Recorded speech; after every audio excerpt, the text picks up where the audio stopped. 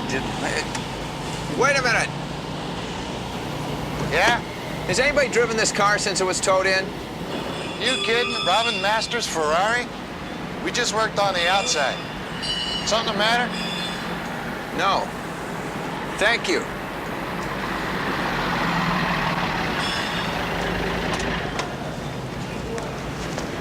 Yo, Thomas! I've been looking all over for you. Hi, Rick. Thomas, I ran that check for you, and it cost me a couple of big favors. And about 50 bucks in phone calls. Rick. Boy, do I got a surprise for you about your client's daughter. Which one? The one that's alive, Wendy. It seems that she didn't get along with her father too well. She was always in and out of trouble, see? But the capper really came down when she wanted to marry that tall guy with the elbow patches. Dave. Yeah, Dave. This guy did time for security fraud. Now, when the old man found out about it, he said nothing doing. Now, Wendy, she goes and marries him anyway. The old man went bananas and cut her out of the will. Now, look, the way I look at it, that's a lot of scampy money she's not going to see, right, Thomas? You sure about this, Rick? Thomas, why do you come to me in the first place if you're going to question what I give you?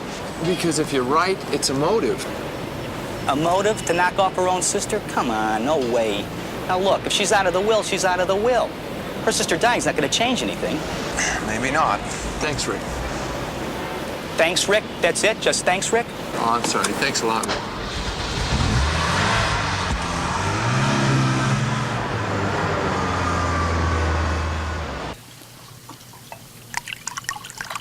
Thank you. I'm sorry. I'm sorry. No, not for me. I tried. I hope your father understands. I really tried. We know that, Magnum. Still nothing? Nothing. Well, hasn't been very long since the accident. Your memory will probably come back. I don't think so. See, nothing's come back. Nothing at all. Except this nightmare that I had in Nam about being helpless. That sounds awful. Well, it is, and the way I figure it, something must have happened that made me feel helpless and triggered this old nightmare. Makes sense. Maybe being trapped in the car. Maybe. But see, then I got this other idea. I mean, what if I didn't have amnesia at all? I don't understand that. What if I didn't lose those 3 hours? What if I didn't lose him? I mean, the last thing I remember was being here and sipping wine with the two of you.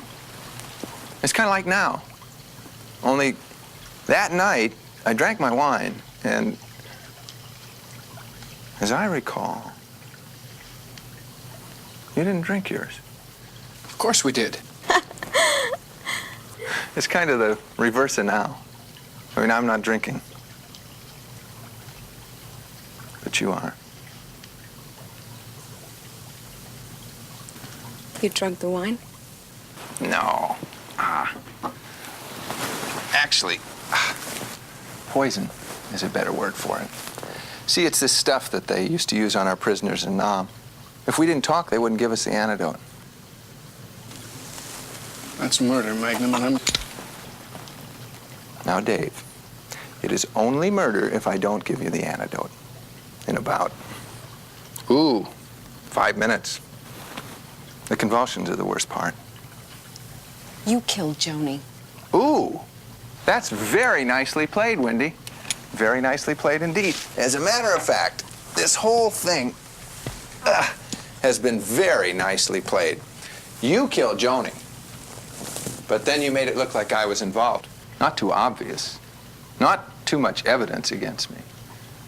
But eventually the police were going to have to pin it on me because, you see, those missing 3 hours were going to bug them just as much as it bugged me. You drugged me, you drove me out to Waimea, and you pushed the car over the cliff. No. Well, if you didn't, Dave, it was somebody as big as you. See, I had to adjust the seat forward when I picked up my car. Now, I don't usually have to do that. See, the way I figure it is you found Joni before I did. and you killed her. I guess you just figured it was easier to get back into Daddy's will with her gone. Tearful reconciliation at Joni's funeral, filling a void in Daddy's life. You are crazy.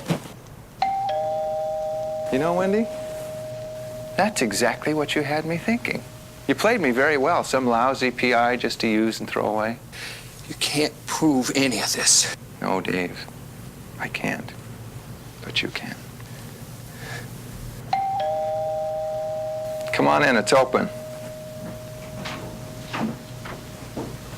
How you doing, Lieutenant? Hey, Tigers win last night. Help me. Lieutenant, he killed Joni, and he just poisoned us. Call me here to kill me too? No. Nope. To hear a confession. Oh. 3 minutes.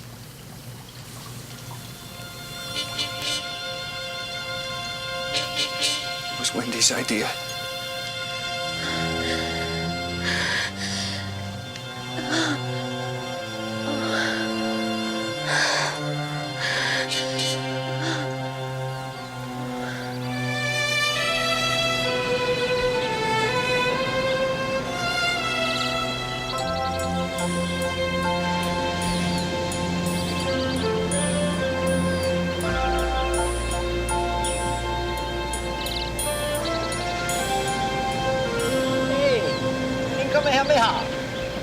Hey, how you doing?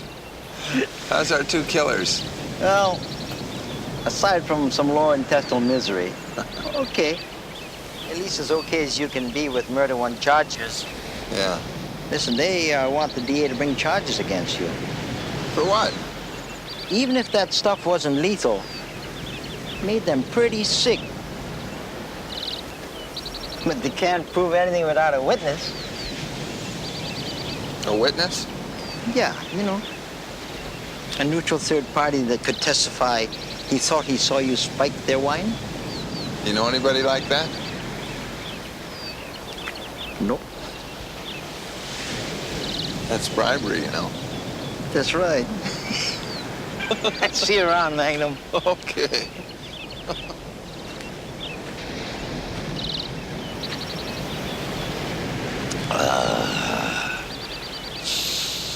Are you starting some sort of fan club?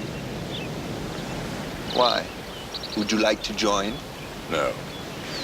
I would like payment for... Oh, no. No. Dave pushed the car off the cliff. For the bottle of Chateau Merceau, 1966, which you pilfered from the wine cellar. A bottle of wine? What makes you think I took it? You recounted the deed while under hypnosis. What? What? Higgins, I'm ashamed of you. I mean, that's a violation of patient-doctor confidentiality or conflict of interest or something. Replacing the bottle will cost $54.50. Higgins! Plus tax. I would prefer cash if you don't mind. Oh, Higgins. Or I shall use some of the other things you told me. Other things?